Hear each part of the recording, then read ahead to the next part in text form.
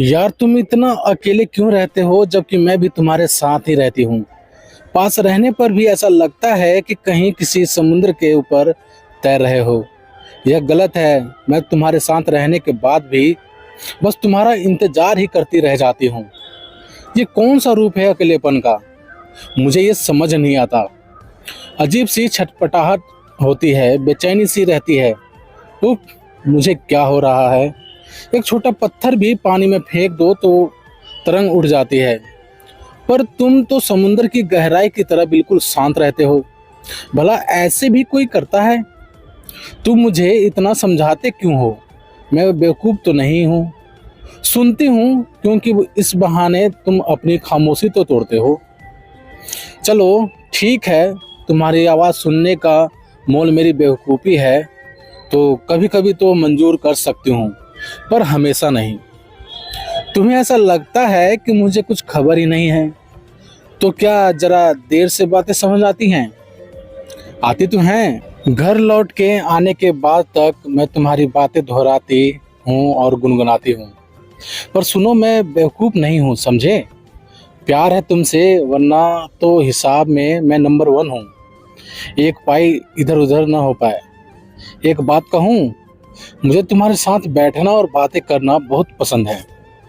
तुम्हें सुनना मुझे इतनी खुशी और तसल्ली देता है कि मैं बयान नहीं कर सकती।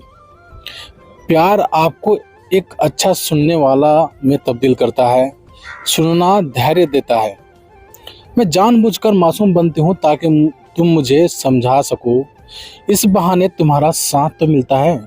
पर सुनो, मैं बेवकूफ़ नहीं हूँ। लो, अब मैंने क्या कर दिया? तुम हर बार यही पूछते हो, पर मैं दुविधा में पड़ जाती हूँ कि इसका वाजिब जवाब क्या दूँ। तुम्हारे अपने जवाब से संतुष्ट नहीं करना चाहती, पर यकीन करो मैं खुद के लिए तुमसे जुड़े जवाब खोजती रहती हूँ।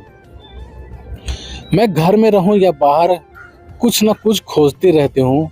महबूबा बन रही हूँ या खोज करता, ये भी नहीं समझ पा रही। तुम मेरी मदद भी तो नहीं करते। खोजना यह बतलाता है कि कुछ गुम हुआ है। यह भी बताता है कि कोई नई चीज़ मिलेगी या किसी नई बात का पता चलेगा, कोई रहस्य खुल जाएगा। लेकिन तुम्हारे पास रहो तो हर पल तुम्हें नई तरह से पाती हूँ। तुम चौंका देने वाले शख्सियत लगते हो। मेरे लिए ये सब आसान नहीं है। प्रेमिका का हर पल चौंकना ये ठीक बात नहीं। हाँ, पर इस हैरान हो जाने में भी एक मजा है। मुझे इस बात का घमंड है कि मेरा प्रेमी कोई नीरस आदमी नहीं है, वो तो तिलिस्म है। मैं तुम्हें पाकर बहुत खुश हूँ। मैं ये बता नहीं सकती कितनी। कभी कभी लगता है कि तुम्हें भी मोहब्बत है। इस बात से राहत मिलती है। आहिस्ता आहिस्ता जब तुम्हारी हर बात को दोहराती हूँ, तब लगता है कि हाँ है ना मोहब्बत, लेकिन तभी तुम सब कुछ उलट पुलट कर रख देते हो। फिर बढ़ते हुए कदम थम से जाते हैं। तब समझ नहीं आता कि बातें दोस्तों की तरह करूं, महबूबा की तरह करूं या फिर एक अजनबी की तरह। तुम्हें घूरते हुए पहचानने की कोशिश रहती है। मैं क्यों कंफ्यूज हो रही हूँ?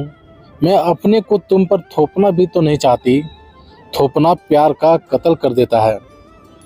शायद एक रोज मेरी कंफ्यूजन दूर हो ही जाएगी। मुझे उस दिन का बेसब्री से इंतजार है। असमंजस प्यार को बरकरार रखने या दिलचस्प बनाए रखने के मसाले जैसा है, पर कभी कभी यह दिल को दहला भी देता है। जो शख्स आपके अंदर घुल रहा है, वह यदि अपने बर्ताव से एक पल में ही अनजाना और अजनबी बन जाए तो डर लगना तय है। यही सब सोचकर कंफ्यूजन बढ़ जाती है।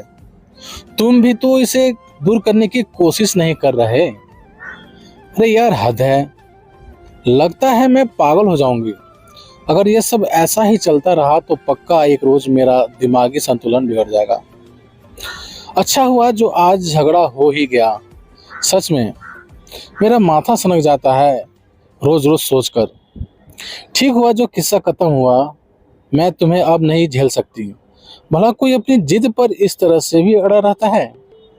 मैंने तो उसी दिन कहा था कि या तो तुम चले जाओ या फिर मुझे जाने दो, लेकिन तुम्हें कुछ समझ आए तब ना। जब लगता है कि तुम गए तब राहत होती है कि चलो एक बार दर्द होगा, फिर समय उस पर भी मरहम लगा देगा। फिर भी एक बात बोलूं, मैं तुमसे बहुत प्यार करती हूँ। तुमसे झगड़ा हो तो कहीं अंदर तुम्हें खो देने का खौफ समा जाता है। दो आंसू निकलते हैं और मैं उनमें घुल सी जाती हूँ। यह सब इतना आसान नहीं। प्रेमिका की बनावट एक कच्चे घड़े की तरह होती है। अगर प्रेमी का प्यार उसे पकाए नहीं तो मजबूती कहाँ से आएगी। तुमने कभी सोचा है इन बातों के बारे में? तुम इस डायरी में ज़्यादा नज़दीक रहते हो, यहाँ झगड़ते भी नहीं, इसलिए तो यहाँ बार बार यही लिख देने का मन होता है। हाँ, मुझे तुमसे प्यार है, बस सिर्फ तुमसे ही तो प्यार है। तो प्यारे दोस्तों, आप सभी को ये कहानी कैसी लगी प्लीज़ कमेंट करके हमें ज़रूर बताएं। यदि ये कहानी आप सभी को पसंद आई हो तो लाइक करें, शेयर करें और चैनल पर नए हो तो चैनल को सब्सक्राइब भी जरूर करें। चलिए दोस्तों, मिलते हैं आप सभी से एक और नई कहानी के साथ। तब तक लिए जय हिंद, वंदे मातरम।